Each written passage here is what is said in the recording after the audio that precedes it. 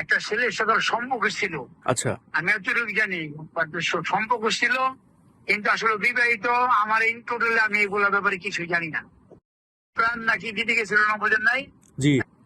না, ওইখানে সে ছবিটা দেখাইছে, সে একটা ছেলের সাথে বিবাহিত জীবন, এবং ওই ছেলের সাথে সে কথা বলছে। আমি এরকম একটা ভিডিও দেখলাম, যার সঙ্গে তাদের বিবাহিত জীবন ছিল, এবং 4.5 লক্ষ টাকা বিনিময়ে সে তাকে তালাক দেওয়া হয়েছে। এরকম একটা কথাগুলো সে সরাচ্ছে। আসলে এই বিষয়টা না, সত্য এটা মিথ্যা? মিথ্যা। ছোট বাবা, এটা মিথ্যা। টাকা পয়সার ব্যাপারটা এটা আপনি 100% কম করতে মিথ্যা, কিন্তু ওর একটা ছেলের সাথে সম্পর্ক ছিল, এটা আমি জানি। কথাটা বুঝছেন?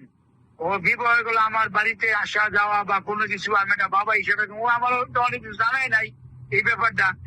পরে আমি শুনছি যে বিবাহ হয়েছে কিনা সম্পর্ক ছিল। ও কথাটা আচ্ছা, বুঝছেন? আচ্ছা, আচ্ছা।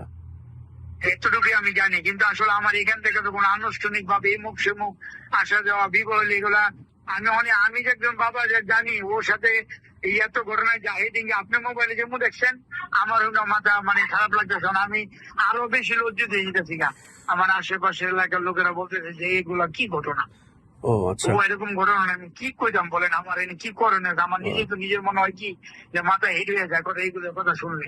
আচ্ছা, এই ব্যাপারে কি আপনার ওয়াইফ, আই মিন আন্টি, এই বিষয়ে কি কোনোভাবে কথা বলছে আপনার সাথে, যে এরকম ছড়াচ্ছে যে? হ্যাঁ, হ্যাঁ বলছে। উনি মোবাইল দেখা কালকা ওনার সাথে রাগারাগি হয়েছে, এই জন্য বাসাতে বেরিয়ে মনে ওনার বান্ধবী বাসায় গেছে। বলতেছে যে তুই কি আমার বাইক ছাড়াও না, আমার ওয়াইফ বলছে আর কি, তুমি কোনো মিডিয়ার সামনে এই ব্যাপার তুমি আর যেও না। এই যে তোমার গুজব সরে যাচ্ছে, তোমার একটা পর একটা মাথা নষ্ট। আমার ব্যাপারে এরকম আমার জীবনটা নিয়ে খেলার অধিকার তোর নাই। ওর হুম। থেকে টাকা আনছি কি বিনিময় কেমনি কি আনছি রেখে আমি এমনি ওর ছেড়ে দেবো?